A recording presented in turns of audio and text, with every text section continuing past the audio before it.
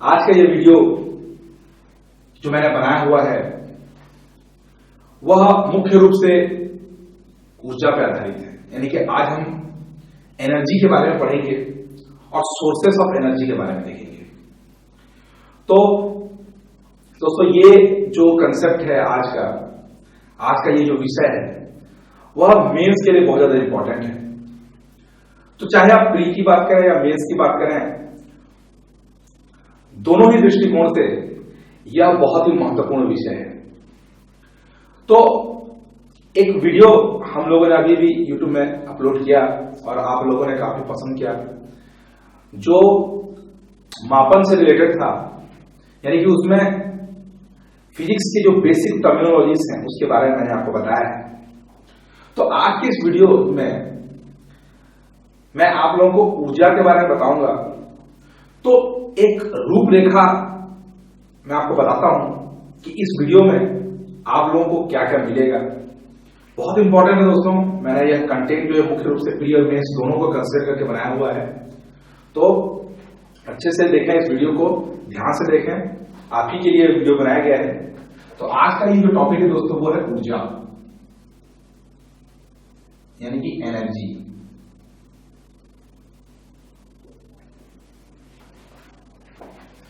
दोस्तों mains point of view से जैसे मैं अगर बात करूं तो ऊर्जा जो है वह, अगर सीजीपीएससी के दृष्टिकोण से बात करूं तो सबसे पहला जो है सिलेबस फिजिक्स का, यानी कि भौतिकी का सबसे पहला जो है सिलेबस का पार्ट है ये ऊर्जा।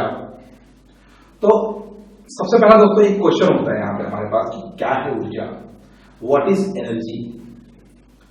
तो बचपन से आप लोगों ने एक परिभाषा पढ़ी हुई, कार्य करने की क्षमता को ऊर्जा कहते हैं।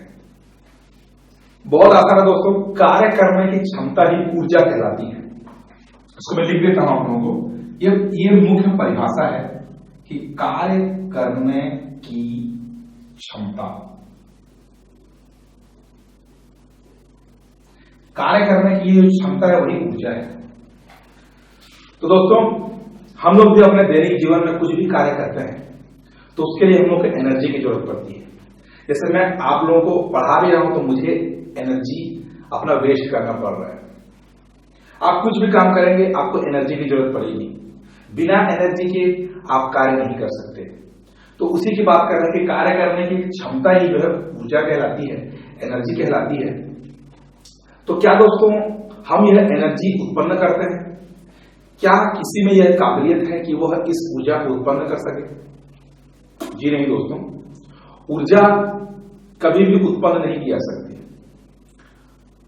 ऊर्जा संरक्षण का नियम यही कहता है कि ऊर्जा न तो उत्पन्न की जा सकती है और न ही नष्ट की जा सकती है। इसका केवल एक रूप से दूसरे रूप में रूपांतरण ही किया जा सकता है, और यही दोस्तों ऊर्जा संरक्षण का नियम है। तो ऊर्जा संरक्षण का नियम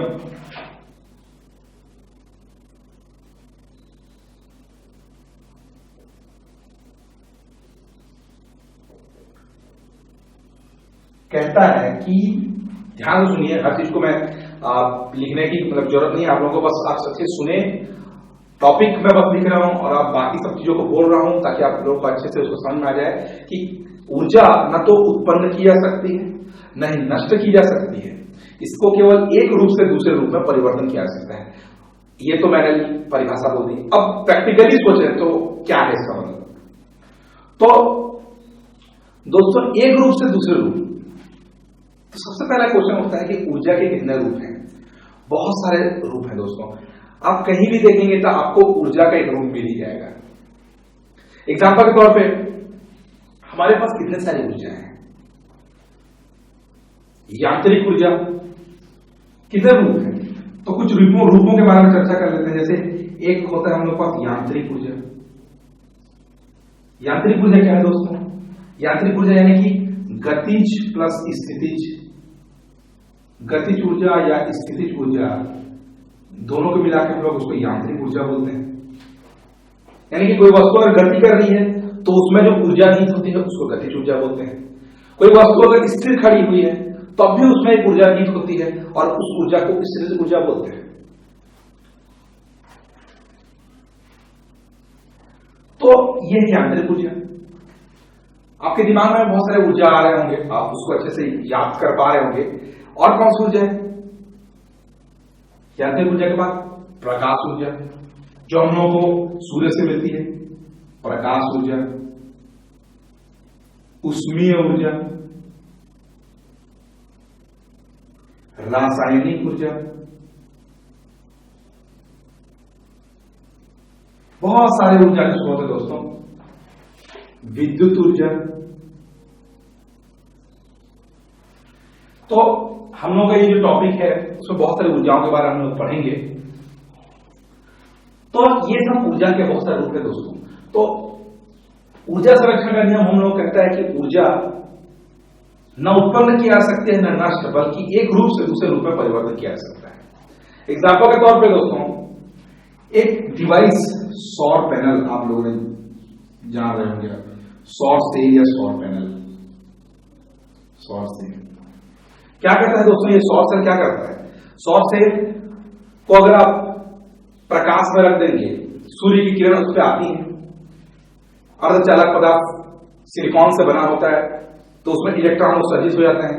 तो कुल मिला के जो प्रकाश ऊर्जा है, सूर्य की जो प्रकाश ऊर्जा है, उससे हम लोग विद्युत ऊर्जा प्राप्त करते हैं।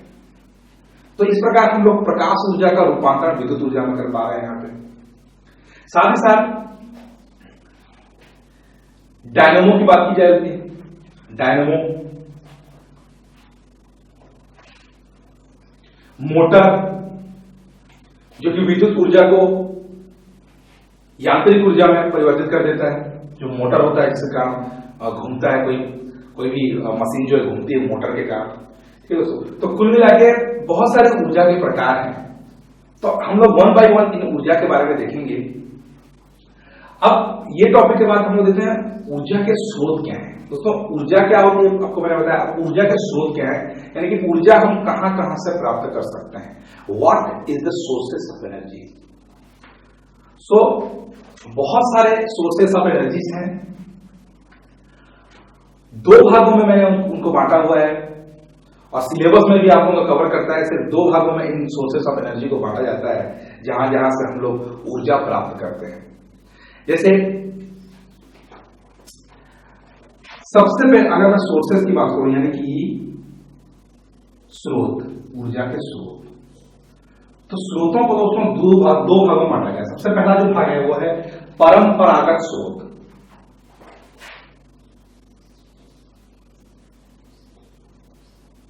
परंपरागत स्रोत। दूसरा है गैर परंपरागत स्रोत।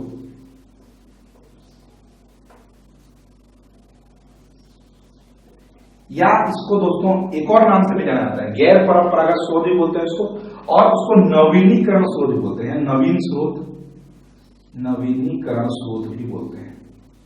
तो इस प्रकार जो सोर्सेस ऑफ एनर्जी है उसको दो भागों में बांटा गया है। तो क्या है यह परंपरागत स्रोत और क्या है यह गैर परंपरागत स्रोत, उसके बारे में अपन चर्चा करते हैं। तो परंपरागत स्रोत कोई ज्यादा डिटेल में जाने की जरूरत नहीं है दोस्तों, बस आपको टेक्निकल यानी फिजिक्स की भाषा में आपको उसको लिखना है, अपने भाषा में नहीं लिखना है। मैं जो भी आप लोगों को समझा रहा हूं बहुत ही सरल तरीके से मैं आपको समझा रहा हूं। आप लोगों को बस करना ये है कि समझना है और उसको अपने भाषा में लिख के उसको एक टेक्निकल भाषा में लिखना है। ठीक है, तो परंपरागत स्रोत का मतलब क्या होता है दोस्तों? परंपरागत यानी कि जो बहुत समय से चली आ रही है, ऐसे स्रोत जो पुराने जमाने से हम लोग जिन स्रोतों का उपयोग कर रहे हैं उसको बोलते हैं परंपरागत स्रोत। तो डिटेल में देखते हैं, इसको पहले दिखा देता हूं मैं ताकि आपको अच्छे से दिखाई दे। तो सबसे पहले सिर्फ एक ही टॉपिक पे कॉन्सेंट्रेट करते हैं हम लोग, परंपरागत स्रोतों पे।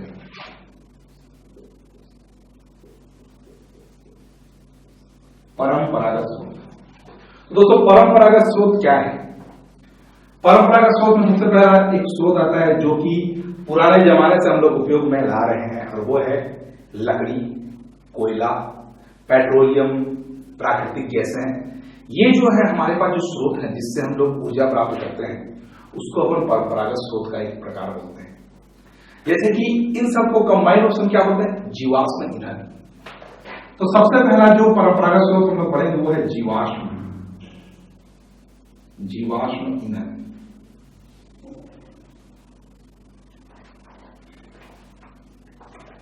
उसके बाद हम लोग देखेंगे जीवाश्म ईंधन, जो हम लोग के पास एक परंपरागत स्रोत है।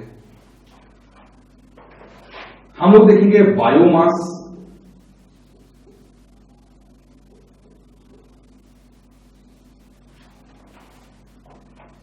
तीसरा हम लोग देखेंगे पवन ऊर्जा,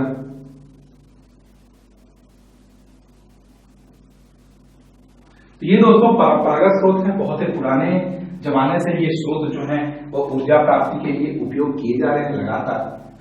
और जो गैर परंपरागत स्रोत है उसकी कैटेगरी को भी मैं आपको बता देता हूं।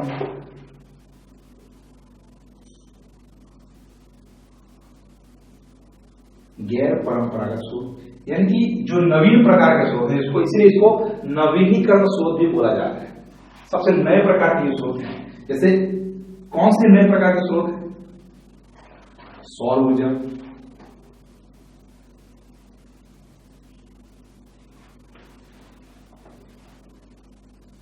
भूतापीय ऊर्जा, उसके अतिरिक्त ज्वारीय ऊर्जा,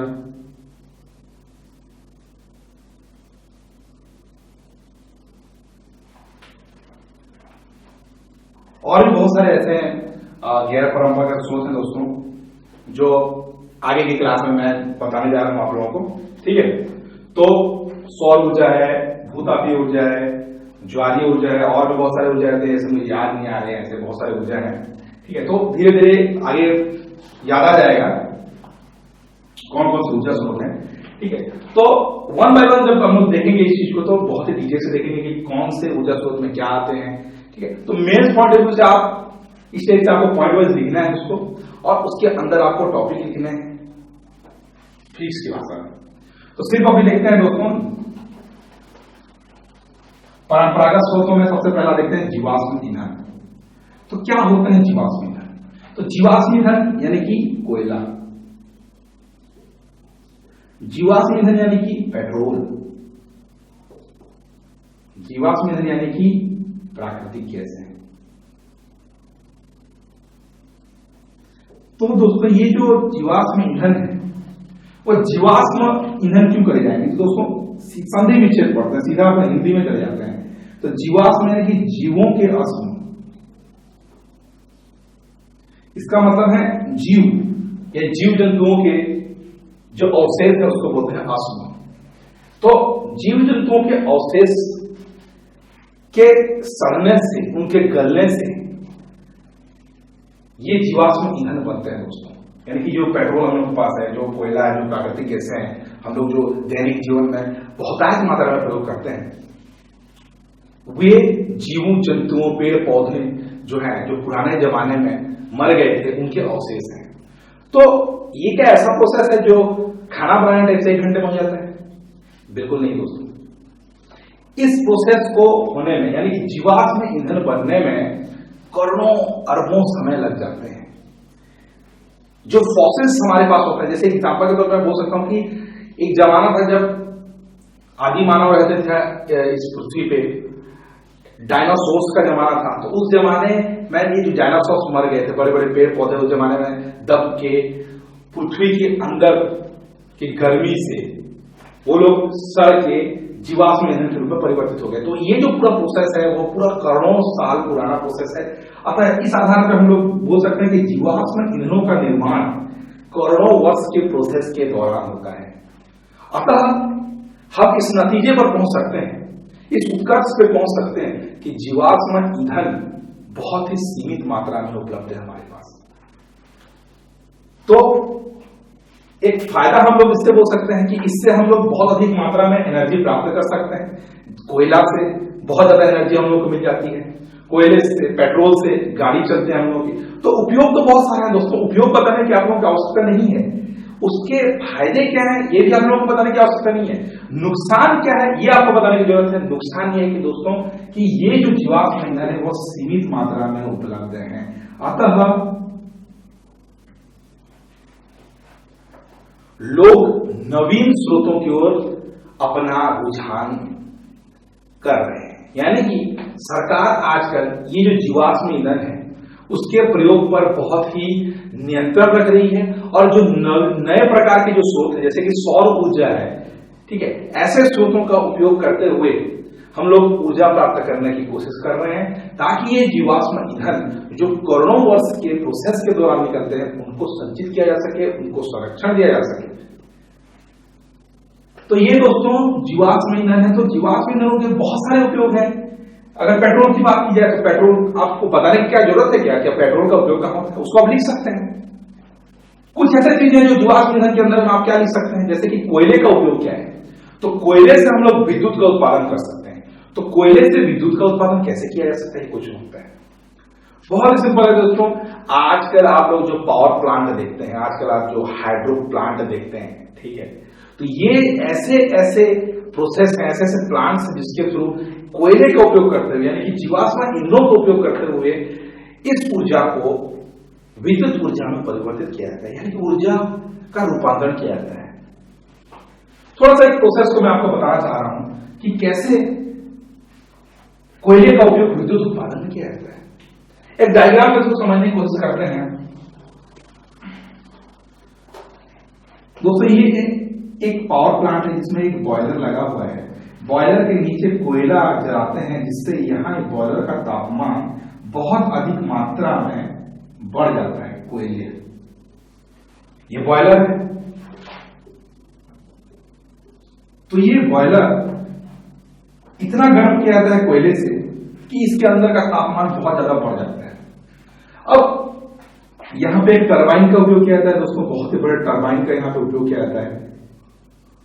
यह टरबाइन बैटरी से जुड़ी रहती है।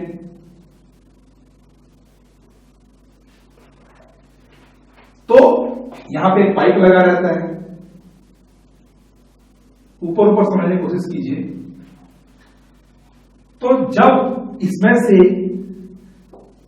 जल प्रवाहित की जाती है, यानी कि इसमें पानी जब बह के इस बॉयलर के थ्रू उसको प्रवाहित किया जाता है, तो इतनी गर्मी से ये पानी भाप में परिवर्तित हो जाता है और इस भाप को पाइप के थ्रू टरबाइन पे डाला जाता है और इस भाप के प्रतिक्रिया के फलस्वरूप टरबाइन जोर से घूमने लगता है।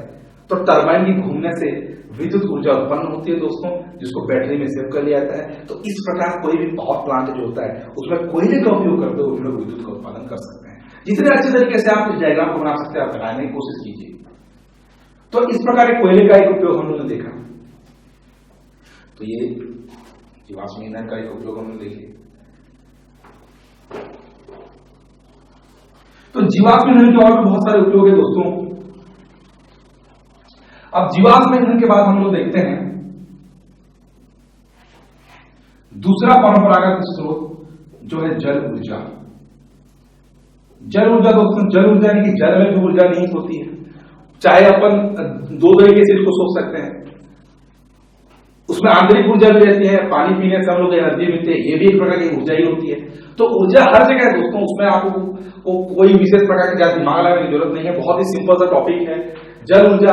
लेकिन एक हाइड्रो पावर प्लांट की बेसिस पे अगर बात किया जाए तो ऊर्जा कैसे उत्पन्न की जा सकती है, विद्युत ऊर्जा, तो बहुत ही सिंपल है दोस्तों।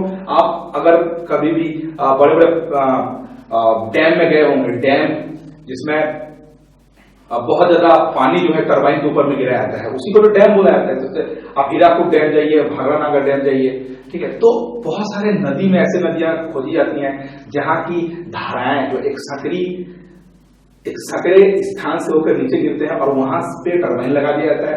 टरबाइन पे जब पानी गिरता है तो उसके गति के कारण जो है टरबाइन घूमने लगता है और वही प्रोसेस है बाकी ताप ऊर्जा जैसे बैटरी में सेव कर लिया जाता है एनर्जी को। तो इस प्रकार जल ऊर्जा का उपयोग भी अपन विद्युत ऊर्जा उत्पादन में किया जाता है। तो जल ऊर्जा का रूपांतरण विद्युत ऊर्जा में हो गया। यहाँ पे ऊर्जा संरक्षण का नियम लागू हो रहा है। जल ऊर्जा के बाद अब देखते हैं बायोमास क्या है। बायोमास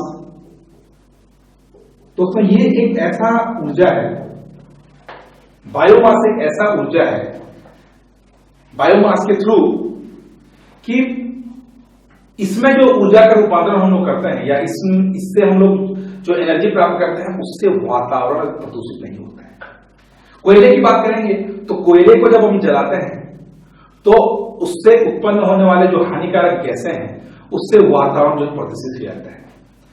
तो ये सब बहुत ही कॉमन सेंस वाली बातें आप लोगों को पता होगा कि कोयले या जीवाश्म ईंधन के उपयोग से एक और घाटा, सबसे पहला सीमित अवस्था में उपलब्ध है, दूसरा इससे वातावरण प्रदूषित होता है, इसमें पर्यावरण प्रदूषण होता है।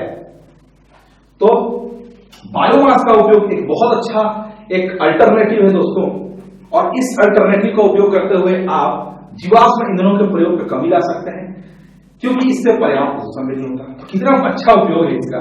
तो बायोमास का उपयोग करते हुए कैसे एनर्जी प्राप्त किया जाती है, तो बहुत सारे ऐसे अभी प्लांट भी बनाए गए हैं जो बायोमास के थ्रू विद्युत ऊर्जा का उत्पादन करते हैं दोस्तों। इसमें प्रोसेस बहुत ही सिंपल है।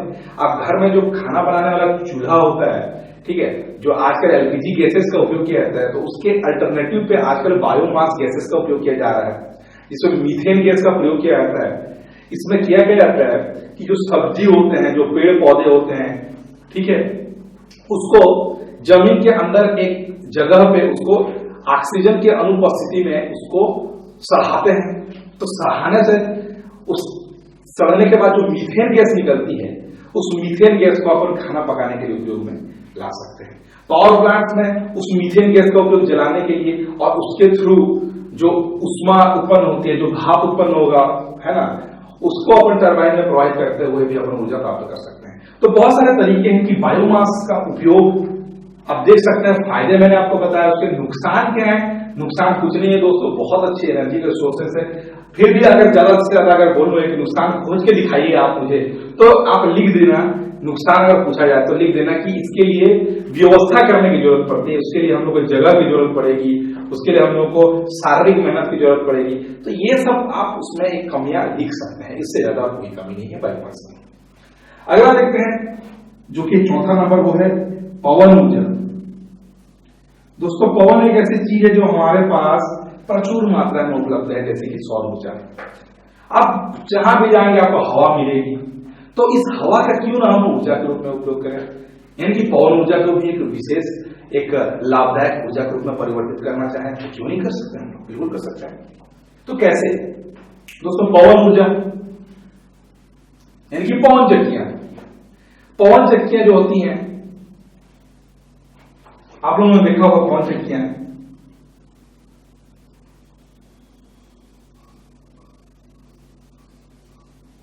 ये पवन चक्की, इस तरह से पवन चक्कियां आती हैं।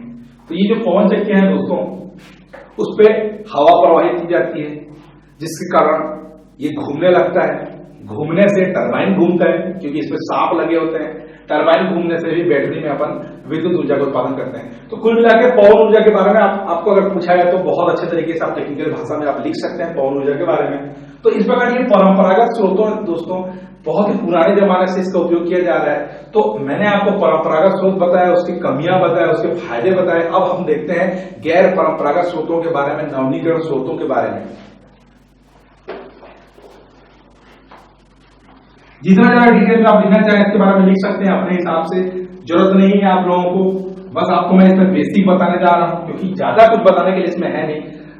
गैर परंपरागत स्रोतों के बारे में बात करते हैं। गैर परंपरागत स्रोत, तो गैर परंपरागत स्रोत यानी कि नए नए स्रोत कौन कौन से हैं। बहुत ही अच्छा क्वेश्चन है दोस्तों। सबसे पहला एक स्रोत इसमें मुझे याद आता है, वो है ज्वारीय ऊर्जा।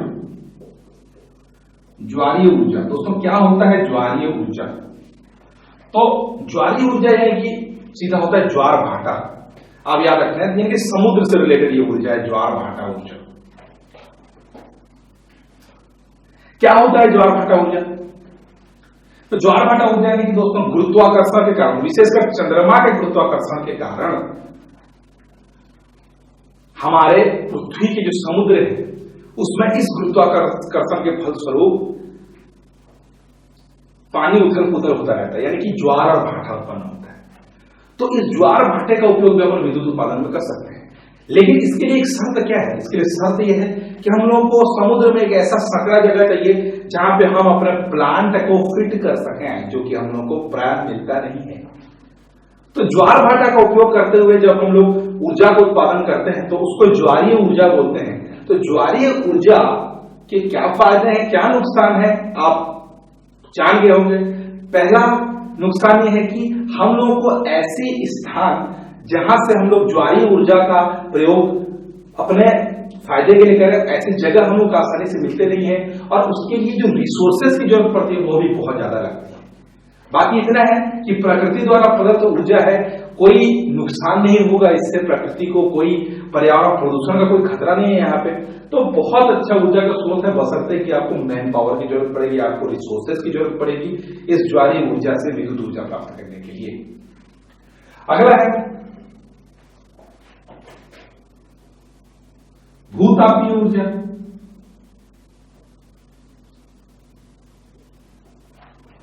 क्या होता है भूतापीय ऊर्जा? दोस्तों भूतापीय ऊर्जा यानी कि भूमि के तापमान का उपयोग करके हम लोग जो है ऊर्जा प्राप्त करते हैं। कैसे? तो भूमि के तापमान यानी कि दोस्तों हमारे भूपर्वती में लावा बहुत मात्रा में उपलब्ध है, ज्वालामुखी क्षेत्रों में तो मुख्य रूप से लावा जो है उबलते रहता है। तो समुद्र आदि जगह में समुद्र के अंदर ये जो लावा जब उत्पन्न होते हैं तो उससे वहां पे ये पानी भाप में परिवर्तित हो जाता है। लेकिन एक ऐसे जगह जहां पे ये भाप उत्पन्न हो तो जाता है परंतु उसको कोई जगह नहीं मिलती बाहर निकलने के लिए। भाप तो बन गया लेकिन वो भाप को भी बाहर निकलने के लिए जगह नहीं मिल पाता। तो अगर उस जगह पे हम लोग पाइप फिट कर दें तो उस भाप का उपयोग भी हम लोग कर सकते हैं, जिसको भूतापीय ऊर्जा बोलते हैं। सुनने में बहुत पता लग रहा है दोस्तों, लेकिन हाँ बहुत सारे ऐसे प्लांट हैं जहां पे समुद्र किनारे, मुख्यतः अमेरिका में इस टाइप से प्लांट जो है देखने को मिलते हैं। भारत में बहुत ही कम है भूतापीय ऊर्जा। तो बहुत ही लिखने के लिए बहुत ज्यादा नहीं है इसमें। भूतापीय ऊर्जा के बारे में बहुत कुछ आप लिख सकते हैं कि कैसे बनता है भूतापीय ऊर्जा, किसको बोलते हैं, और फायदे नुकसान के बारे में भी आप लोग, जैसे मैंने आपको बताया ज्वारीय ऊर्जा में, वैसे आप बता सकते हैं। अगला भूतापीय ऊर्जा के बाद तरंग ऊर्जा। तरंग ऊर्जा के बारे में देखते हैं। यह भी समुद्र से रिलेटेड ऊर्जा है दोस्तों। समुद्र के ऊपर, समुद्र जब बहता है तो समुद्र के ऊपर की हवाएं जो है बहुत ज्यादा प्रवाहित होती रहती है वहां पे। यानी कि नॉर्मल भूमि की बात की जाए और समुद्र भूमि की बात की जाए तो समुद्र में हवाएं कुछ ज्यादा ही चलती हैं। अगर समुद्र किनारे में अगर आप लोग रह रहे होंगे तो आप लोगों को इस बात का आभास अवश्य होगा कि वहां पे हवाएं कुछ ज्यादा ही तेज चलती हैं अपेक्षाकृत नॉर्मल भूमि से। तो इस प्रकार हम बोल सकते हैं कि इस ऊर्जा का उपयोग, इस एक हिसाब से मैं इसको पवन ऊर्जा भी बोल सकता हूं। इस पवन ऊर्जा का उपयोग तरंग के रूप में अपन करेंगे और उससे भी अपन विद्युत उत्पादन कर सकते हैं। तो बहुत अच्छे अल्टरनेटिव्स हैं अपने पास, ताकि हम प्रकृति द्वारा दिए गए इस ऊर्जा का उपयोग करते हैं हम विद्युत का उत्पादन कर सकते हैं। तो ये दोस्तों और भी बहुत सारे ऐसे हैं, मुख्य रूप से आपको मैंने 3 बताए।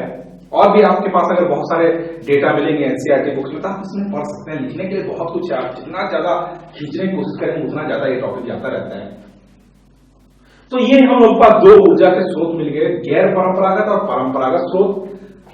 अब एक नया टॉपिक हम लोग पढ़ेंगे जिसको बोलते हैं सौर ऊर्जा, जो बहुत ज्यादा इंपॉर्टेंट है और मुख्य रूप से एग्जाम में पूछा जाता है। सौर ऊर्जा क्या है, कैसे उत्पन्न होते हैं। लेकिन सौर ऊर्जा पढ़ने से पहले जीवाश्म ईंधनों में एक टॉपिक आता है दोस्तों, आदर्श ईंधन क्या है, क्या होते हैं आदर्श ईंधन, उनकी क्या विशेषताएं होती हैं। बहुत सारे ईंधन है हम लोग के पास, लेकिन आदर्श ईंधन क्या होता है, क्या है इसकी परिभाषा, इसकी विशेषताएं क्या है, सिलेबस में है। मुख्य रूप से इसकी विशेषताएं बोलते हैं। तो ऐसे ईंधन जो 4 प्रमुख क्राइटेरिया अगर उसकी पूर्ति करते हो तो वो आदर्श ईंधन कहलाते हैं। तो क्या है वो 4 क्राइटेरिया, कौन से हैं वो 4 पैमाने। तो सबसे पहला दोस्तों आदर्श ईंधन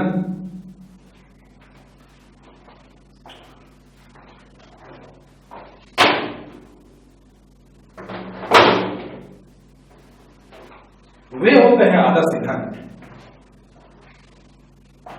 सबसे पहला जिनके प्रति एकांक द्रव्यमान, यानी कि प्रति एकांक द्रव्यमान या बोलिए या प्रति एकांक आयतन में अधिकतम ऊर्जा। नहीं, सबसे पहला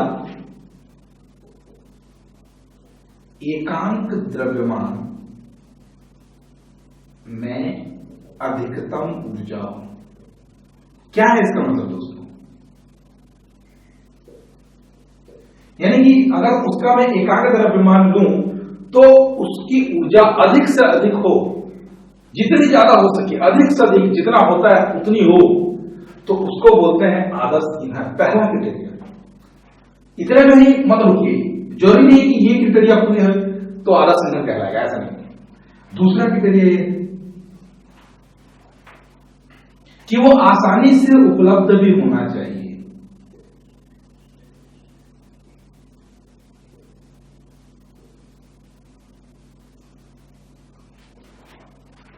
आसानी से उपलब्ध भी होना चाहिए, तभी जाके वो आदर्श ईंधन कहलाएगा। दो क्राइटेरिया पूरा किया, क्या आदर्श ईंधन कहलाएगा? नहीं। अभी तीसरा भी है। तीसरा यह है दोस्तों कि उसके परिवहन में आसानी हो।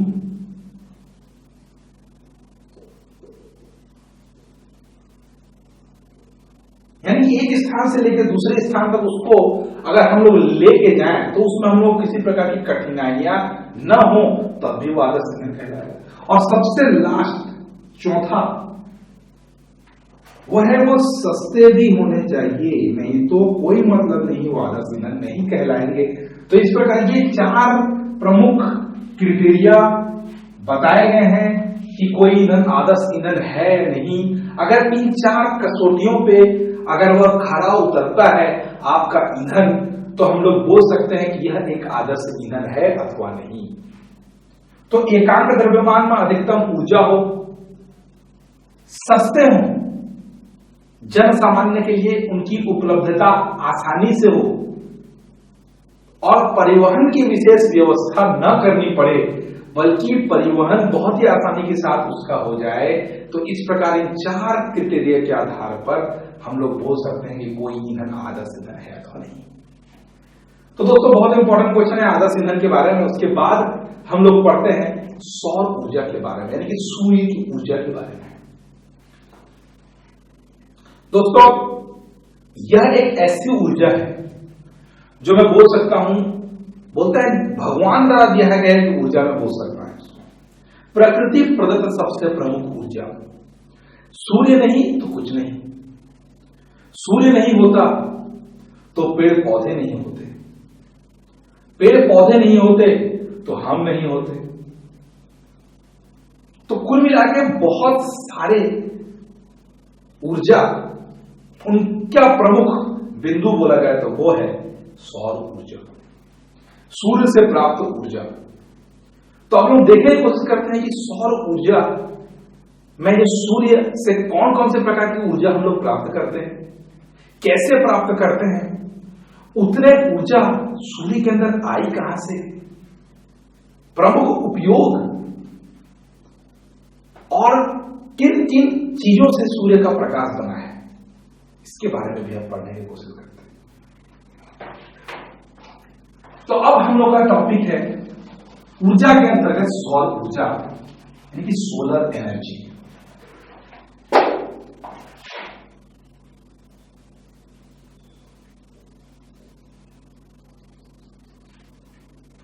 सौर ऊर्जा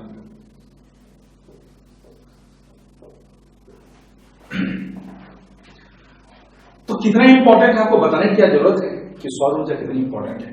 मुझे नहीं लगता। अगर आपको मैं पूछूं कि सौर ऊर्जा के क्या क्या उपयोग है, तो क्या आप उसका उत्तर लिख पाएंगे मेंस में? बिल्कुल लिख लेंगे क्या क्या उपयोग है। तो मैं नहीं समझता आपको यह बताने की जरूरत है कि सौर ऊर्जा के उपयोग क्या है। तो दोस्तों सौर ऊर्जा से हम लोग कौन कौन सी ऊर्जा प्राप्त करते हैं? सबसे पहला सौर ऊर्जा से हम लोग प्राप्त करते हैं प्रकाश ऊर्जा, यानी कि जो हम लोग को प्रकाश प्राप्त हो रहा है वह सूर्य से हम लोग प्राप्त हो रहा है। तो एक विशेष प्रकार की ऊर्जा है प्रकाश ऊर्जा, जिसके कारण हम लोग किसी वस्तु को देख पाते हैं। तो कितना इंपॉर्टेंट है। दूसरा उष्मीय ऊर्जा,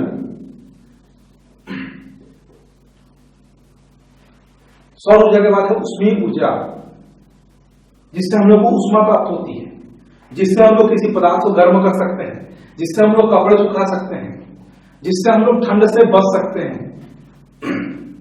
तो ये है उष्मीय ऊर्जा। उसके अलावा कोई ऊर्जा नहीं है दोस्तों जो हम सूर्य से प्राप्त करते हैं।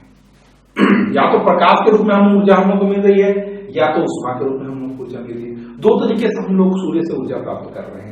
लेकिन यहाँ सबसे प्रमुख क्वेश्चन, सबसे प्रमुख प्रश्न हम लोग के दिमाग में जरूर आना चाहिए कि सूर्य से जो प्रकाश प्राप्त होता है, यह जो उष्मा प्राप्त होती है, संबंधित रूप से जो ऊर्जा प्राप्त होती है वह सूर्य के अंदर से आती कैसे है, क्या है उसका कारण? तो कारण जानने के लिए दोस्तों सबसे पहली धारणा मैं आपको बताता हूं कि सबसे पहली धारणा यानी कि 1939 के पहले की धारणा है। 1939 में हैंस बेथे ने 1939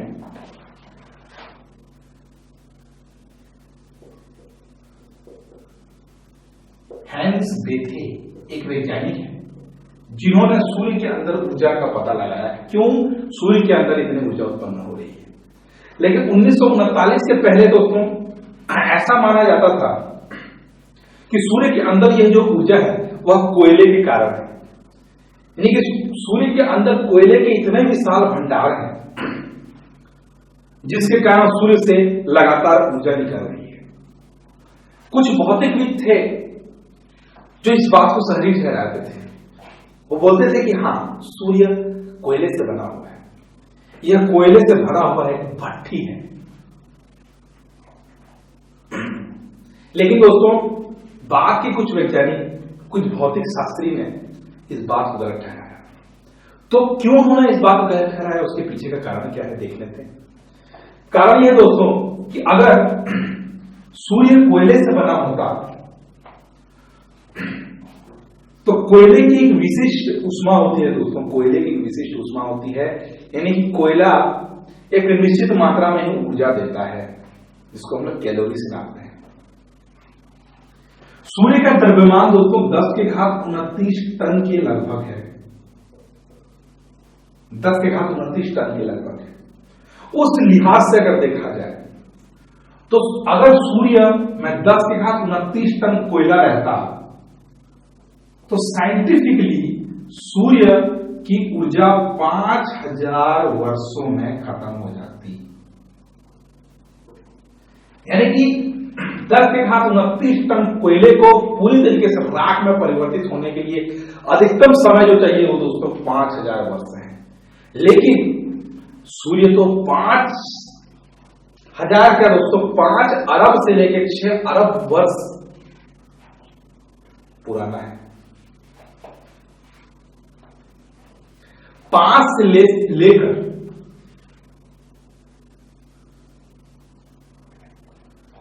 सोच सकते हैं आप कितने पुराना सूर्य है, इतने सालों से लगातार प्रकाशमान का उष्मा उत्पन्न कर रहा है। तो हम कैसे कह सकते हैं कि यह कोयले से बना हुआ है? तो यह पूरी तरीके से गलत साबित हो गया दोस्तों कि सूर्य जो है वह कोयले से बना हुआ है, कोयले के थ्रू ऊर्जा उत्पन्न हो रहा है। तो अगर कोयला नहीं तो क्या?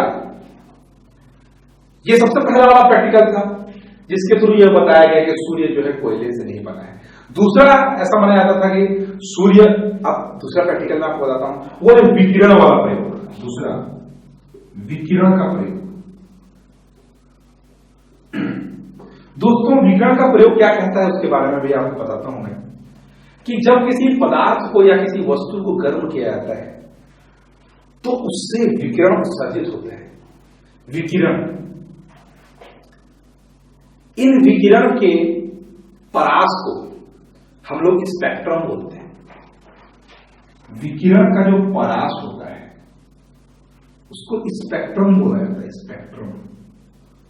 तो हर पदार्थ का अलग स्पेक्ट्रम होता है। आप हीरे को गर्म करेंगे, आप कोयलों को गर्म करेंगे, अलग अलग पदार्थ को गर्म करेंगे तो उनका स्पेक्ट्रम भी अलग अलग ही होता है। तो क्यों ना हम लोग सूर्य के प्रकाश का यानी कि सूर्य की जो विकिरण है उसका प्रैक्टिकल इस आधार पर करें, तो हम लोग को पता चल जाएगा, उस विकिरण के आधार पर पता चल जाएगा कि सूर्य से जो विकिरण आ रहा है वो कौन से पदार्थ से आ रहा है। बहुत अच्छा दिमाग है दोस्तों। तो जब यह प्रैक्टिकल एक्चुअल में किया गया तो हम लोग को पता चला कि सूर्य में हाइड्रोजन, हीलियम और कुछ भारी पदार्थ उपस्थित हैं। पहला हाइड्रोजन, फिर हीलियम और एक भारी पदार्थ। तो हाइड्रोजन उसमें दोस्तों 75% हाइड्रोजन मिला, 25% उसको बोलते हैं 24 समथिंग परसेंट उसमें हीलियम मिला, 2He4 1H1। और भारी तत्वों में क्या क्या मिला? तो ऑक्सीजन मिला, मैग्नीशियम मिला, नाइट्रोजन मिला, सिलिकॉन मिला और लोहा भी मिला दोस्तों।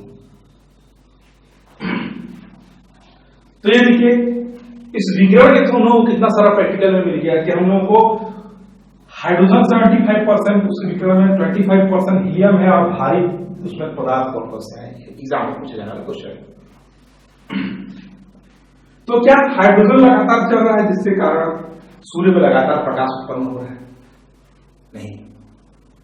तो अब आता है 1939 में हैंस बेथे ने जो एक्चुअल कारण था, जो एक्चुअल रीजन था जिसके कारण सूर्य में इतनी प्रचुर मात्रा में ऊर्जा उत्पन्न हो रही है, उसका कारण का पता लगाया हैंस बेथे ने 1939 में। तो अब देखते हैं एक्चुअल कारण क्या है। तो दोस्तों एक्चुअल जो कारण है वो है हाइड्रोजन। ये हाइड्रोजन 75% है, हीलियम तो कम है, लेकिन ये हाइड्रोजन ही दोस्तों हीलियम बना रहा है। तो हीलियम लगातार बढ़ रहा है जिसके कारण इसमें ऊर्जा उत्पन्न हो रही है। तो इस प्रक्रिया को हम लोग बोलते हैं दोस्तों नाभिकीय संलयन। तो सूर्य में ऊर्जा उत्पत्ति का प्रमुख कारण क्या है? अगर ये क्वेश्चन आपको मैं पूछूं तो उसका एकमात्र आंसर है नाभिकीय संलयन की प्रक्रिया के द्वारा सूर्य में प्रचुर मात्रा में ऊर्जा उत्पन्न होती है। तो क्या है नाभिकीय संलयन, कैसे इसमें इतना ऊर्जा होता है, क्यों इतनी ऊर्जा उत्पन्न होती है? तो नाभिकीय संलयन के प्रोसेस को समझने की हम लोग को बहुत ही आवश्यकता है। तो चलिए देखते हैं कि क्या है नाभिकीय संलयन की प्रक्रिया।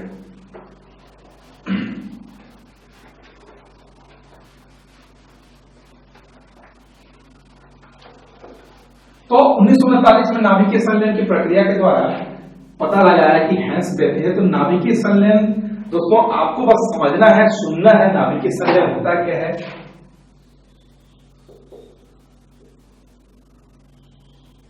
संलयन जब दो हल्के नाभिक, हाइड्रोजन के दो हल्के नाभिक आपस में संलयित होते हैं और हीलियम नाभिक का निर्माण करते हैं, तो उसमें प्रचुर मात्रा में ऊर्जा उत्पन्न होती है। यह होता है दोस्तों साइन नाभिकीय संलयन।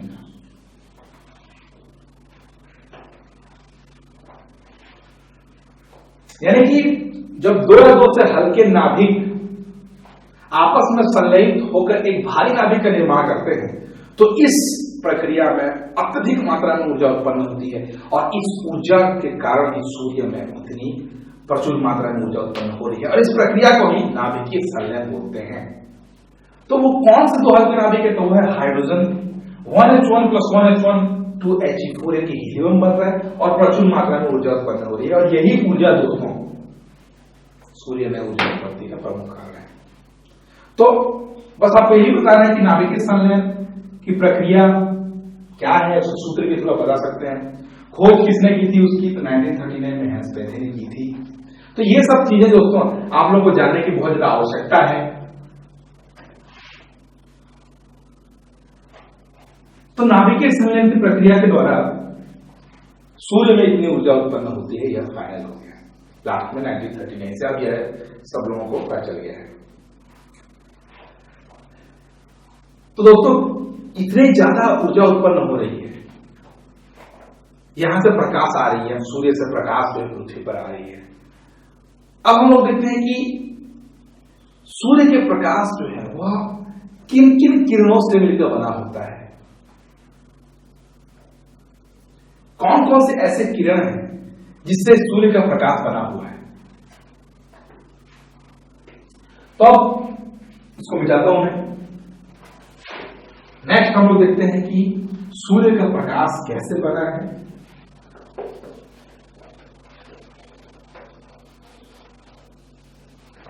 बहुत इंपॉर्टेंट है दोस्तों। उत्पत्ति के कारण के बाद हम लोग देखते हैं उसके कंटेंट, यानी कि सौर ऊर्जा के प्रमुख के विकिरण।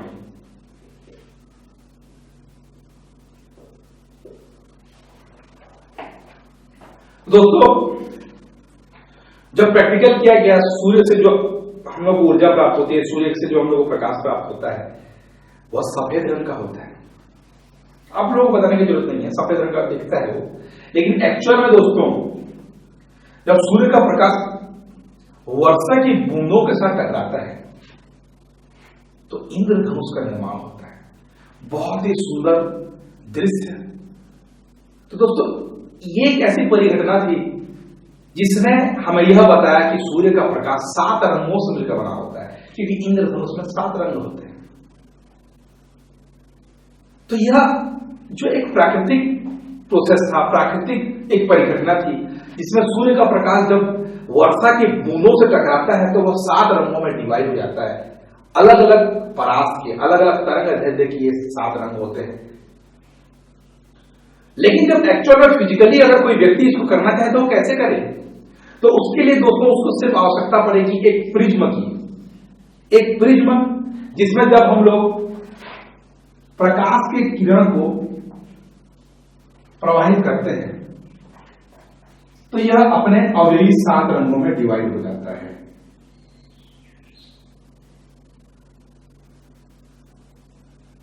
इस प्रकार से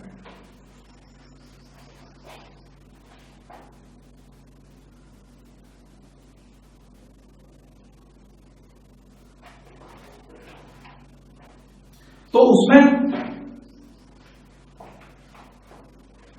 सबसे नीचे बैंगनी,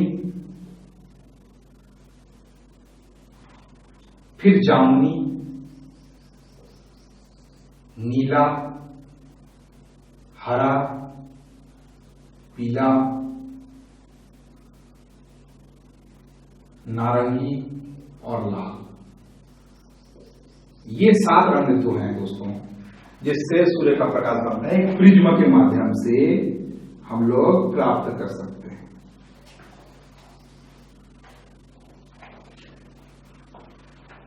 तो ये तो हम लोग देखेंगे दोस्तों, तो ये जो जितने भी किरणें हैं उसको हम लोग को दिखाई देती हैं, इसलिए इसको दृश्य प्रकाश बोलते हैं, दृश्य प्रकाश। तो इस प्रकार मैं बोल सकता हूं कि सूर्य का प्रकाश 3 प्रकार के विकिरणों से मिलकर बना होता है। सबसे पहला दृश्य, यानी कि जो दिखाई देता है, और दूसरा होता है दोस्तों अदृश्य, जो दिखाई नहीं देते हैं। तो दृश्य में तो दोस्तों जैसे कि हमने बताया कि बेजानी है पी नाला, विद जॉर्ज के थ्रू भी आप इसको आ सकते हैं। तो दृश्य प्रकाश 7 रंगों से मिलकर बना होता है, बे, जा, नी, हा, पी, ना और ला। ये हिंदी मीडियम वाले बैजानी है पी नाला दृश्य प्रकाश। डिटेल में देखेंगे हम लोग। अदृश्य प्रकाश में 2 प्रकार के प्रकाश इसमें होते हैं। एक होता है पराबैंगनी किरण, अल्ट्रावायलेट, और दूसरा होता है अवरक्त, इंफ्रारेड। तो ये अदृश्य प्रकाश। तो कुल मिलाकर दोस्तों 3 प्रकार के प्रकाश हैं। पहला दृश्य प्रकाश, दूसरा पराबैंगनी और तीसरा अवरक्त, या फिर इसको 2 भागों में बांट सकते हैं, दृश्य अदृश्य। अदृश्य 2 प्रकार के हो सकते हैं। तो डिटेल में देखते हैं कि आखिर ये तीनों है क्या, कैसे उत्पन्न होते हैं। ठीक है, तो उसके लिए मैं डायग्राम के थ्रू आप लोगों को समझाने की कोशिश करता हूं कि इन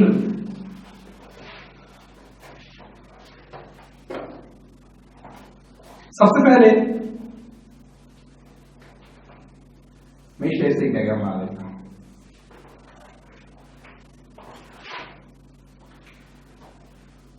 यहां पे मैं लिखता हूं दोस्तों परास।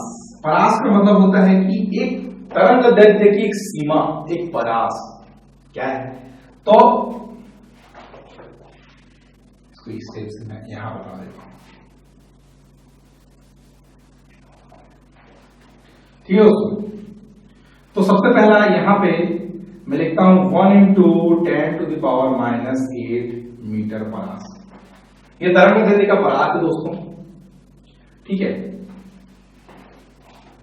यहां पे मैं लिखता हूं 4 इंटू 10⁻⁻7 मीटर, यहां लिखता हूं मैं 7 इंटू 10⁻⁻7 मीटर,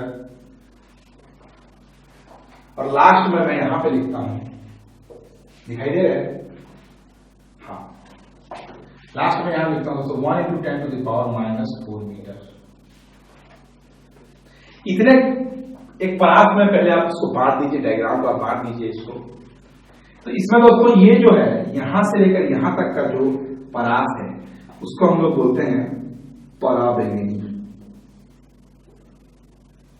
जिसका तरंग दैर्ध्य बहुत ही कम होता है, यानी कि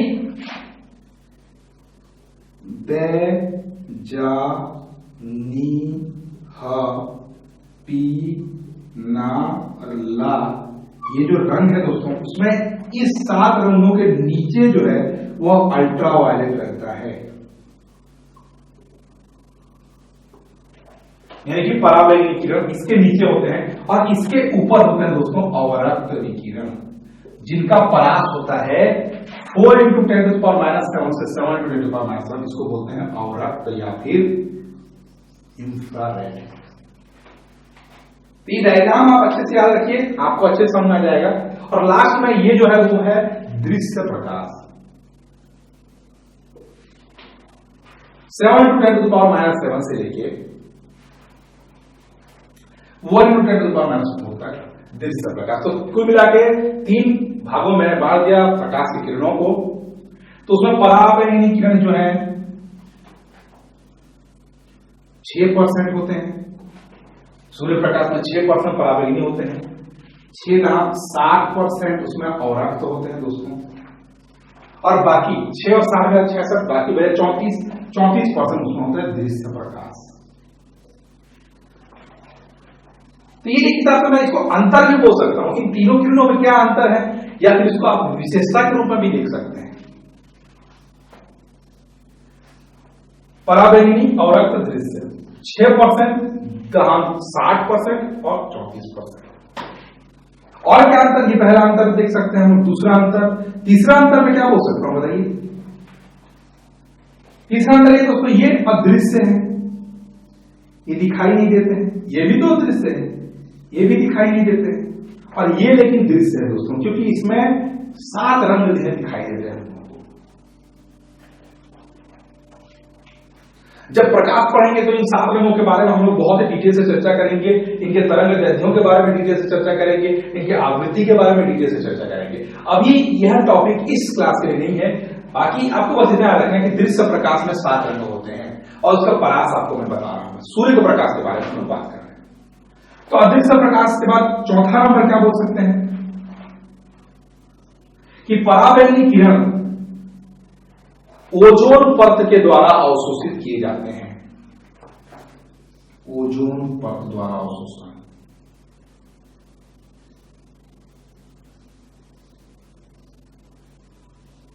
ये एक अंतर हो सकते हैं। अवरक्त विकिरण जो होते हैं वह वायुमंडल में जो वाष्प कण होते हैं, वाष्प कण और जो कार्बन डाइऑक्साइड होता है उसके द्वारा अवशोषित कर लिए जाते हैं, जबकि ये अवशोषित नहीं होते हैं, इसलिए वहां भी स्पेस छोड़ दिया मैंने। 5वां अंतर में क्या हो सकता हूं,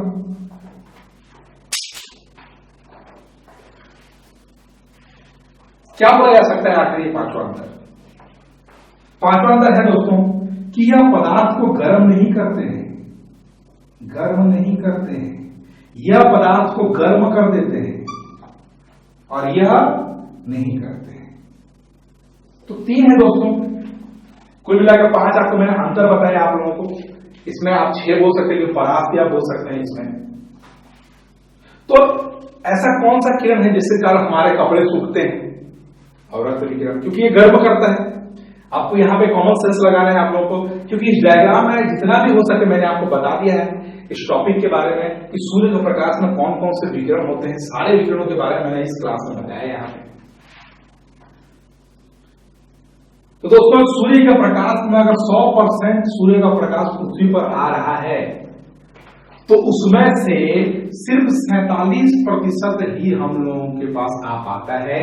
बाकी या तो वातावरण में उपस्थित वाष्प कण या फिर ओजोन परत या फिर कार्बन डाइऑक्साइड जैसे अन्य गैसों के द्वारा अवशोषित कर लिए जाते हैं। सिर्फ 47% ही हम लोगों को सूर्य का प्रकाश हम लोगों को प्राप्त होता है। तो पराबैंगनी किरणें जो कि ओजोन परत के द्वारा अवशोषित कर लिए जाते हैं वो हमारी सुरक्षा के लिए है दोस्तों, क्योंकि पराबैंगनी किरणें बहुत ही खतरनाक किरणें होती हैं जिसके कारण हम लोगों को ऐसे ऐसे रोग हो जाते हैं जिससे हमारा शरीर जो है पूरी तरीके से विकसित नहीं हो पाता, अपंग पैदा होंगे व्यक्ति, शरीर जल भी सकता है। तो कुल मिलाकर पराबैंगनी किरणें जो है बहुत ही खतरनाक होती हैं। ओजोन परत द्वारा पराबैंगनी किरणों से पृथ्वी की रक्षा की जाती है, परंतु वातावरण में उपस्थित कुछ ऐसे हानिकारक गैसें जैसे CFC है, क्लोरोफ्लोरोकार्बन है, ठीक है, कुछ ऐसे बहुत सारे ऐसे गैसेस हैं जो कारखाने से निकलते हैं और वो पराबैंगनी किरणों को लगातार जो है हानि पहुंचा रहे हैं। साथ ही साथ प्रकृति में जो पेड़ पौधे हैं उस पेड़ पौधों के लगातार कटाई के कारण भी हमारा वातावरण अशुद्ध होता चला जा रहा है, जिसके कारण ओजोन परत छिद्र होता चला जा रहा है। तो बहुत सारे ऐसे कारण हैं जिसके बारे में पर्यावरण में हम लोग पढ़ेंगे। तो यहां तक के लिए बस इतना ही। सौर ऊर्जा में आज हम लोगों ने जो भी टॉपिक पढ़ा बहुत इंपॉर्टेंट है दोस्तों। आप लोगों में अगले क्लास में सौर ऊर्जा के प्रमुख उपकरणों के बारे में देखेंगे, कौन कौन से वो प्रमुख उपकरण हैं, क्योंकि सिलेबस को कवर करना ही हम लोगों को बहुत सारे टॉपिक अभी मेस में बताने मुझे अभी हैं आप लोगों को। तो आज हम लोगों ने क्या क्या पढ़ा? सबसे पहले हम लोगों ने पढ़ा ऊर्जा के स्रोतों के बारे में, ऊर्जा के बारे में, ऊर्जा संरक्षण के नियम के बारे में, सौर ऊर्जा के बारे में और सौर ऊर्जा के प्रमुख विकिरणों के बारे में।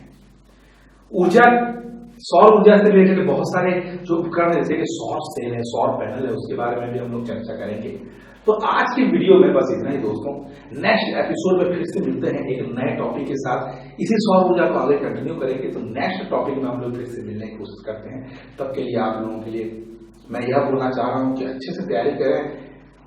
जितना भी मैं आपको टॉपिक बता रहा हूं उससे ज्यादा पढ़ने की जरूरत नहीं है। हाँ, बस एक चीज है कि मेंस का जब कोई क्वेश्चन पूछा जाता है दोस्तों, तो एक ही क्वेश्चन को या तो आपको 2 नंबर के लिए पूछा जाएगा, उसी क्वेश्चन को 4 नंबर के लिए, उसी क्वेश्चन को 8, 20 इस प्रकार से अलग अलग नंबर से पूछा सकता है। तो आपको बस एक ही चीज को बार बार लिखने की आवश्यकता है, अलग अलग तरीके से आप उसको लिख सकते हैं। तो ये आप लिख के प्रैक्टिस कर सकते हैं।